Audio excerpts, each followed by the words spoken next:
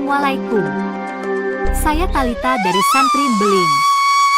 Sengaja saya siapkan video Ini adalah Fakih Al-Muqaddam Sani alias Fakih Al-Muqaddam yang kedua. Ayo putranya Fakih Al-Muqaddam 1. Jadi belum mulai karomah 33 tahun Talita lebih bersemangat tidak pernah tidur. yang lagi in untuk kamu. Masuk akal tidak? Wassalam.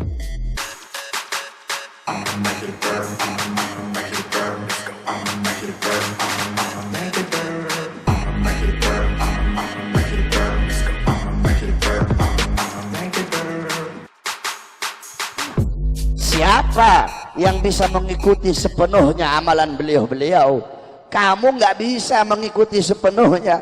Bisa kamu mengikuti amalannya Muqaddam Tsani Habib Abdurrahman Segaf, umur 7 tahun, umur 7 tahun mengkhatamkan Al-Quran dalam 1 rakaat salatnya. Muqaddam Tsani lam yanam la lailan wala naharan 33 sanatan. Muqaddam Tsani 33 tahun nggak tidur, tidak siang hari tidak malam hari. Ditanya, ya Imam, kenapa kamu nggak tidur? Apa jawab beliau? Bagaimana saya bisa tidur melihat ke kanan sorga, melihat ke kiri neraka, melihat ke atas arsy-Nya Allah? Bisa kamu ikuti.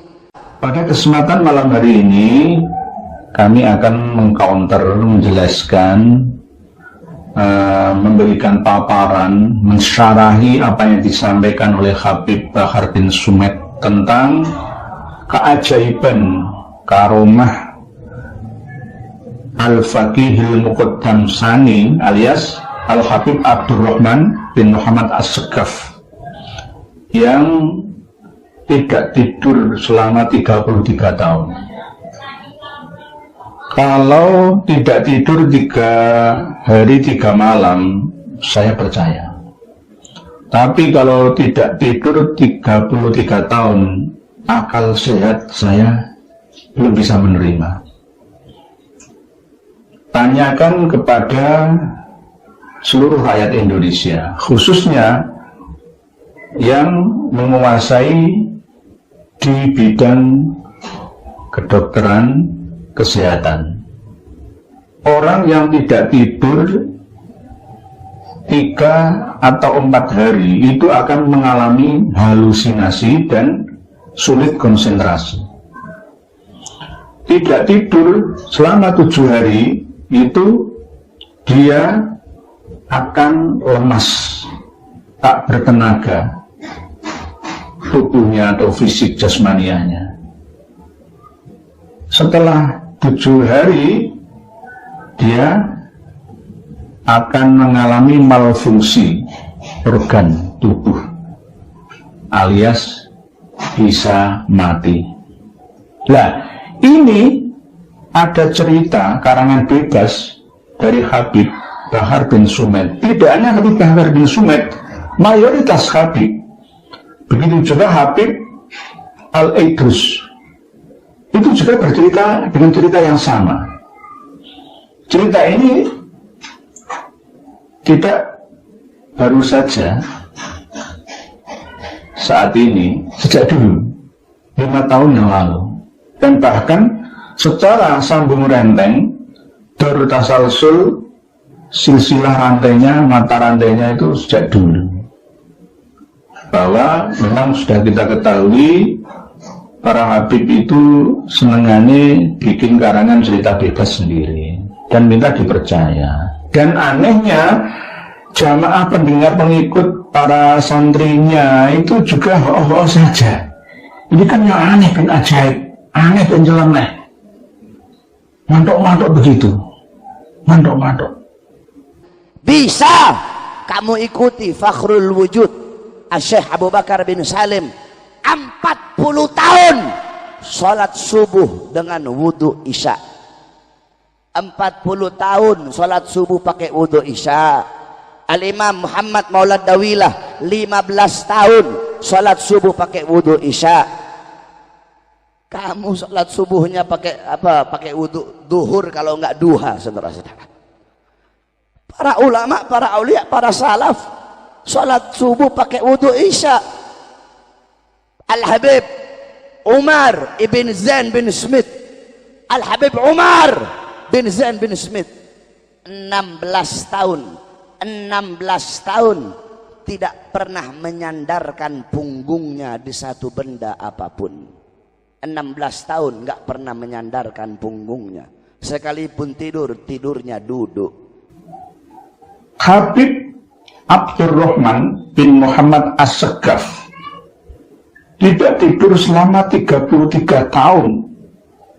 Pas kalau mau tidur itu ya pas menghadap miring ke kanan itu melihat surga beserta kenikmatan fasilitasnya, dan ketika miring kiri itu melihat neraka beserta penghuninya dan isi-isinya, dan jika melihat ke atas itu melihat Arsyur Rahman, singgasana arasy Gusti Allah. Akal sehat manakah yang bisa mempercayai ini? Apakah ini ada dasarnya dari Al-Quran, dari hadis Nabi, atau tidak? Bahar bin Smith cucunya tukang tidur, saudara-saudara. Terus kita orang habaib sekarang mau banggain datuk-datuk kita. Kamu sama kayak datuk kamu. Ajdadukum minal ulama wa antum minal juhala. Ente punya kakek ulama, entenya bodoh. Ajdadukum minas salihin, ente punya kakek orang soleh.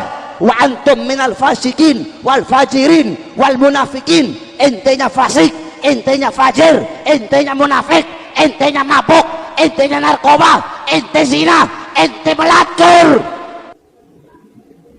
Oleh sebab itu malam hari ini saya bawakan kitab Jalailul Bukhari, khusus yang membahas tentang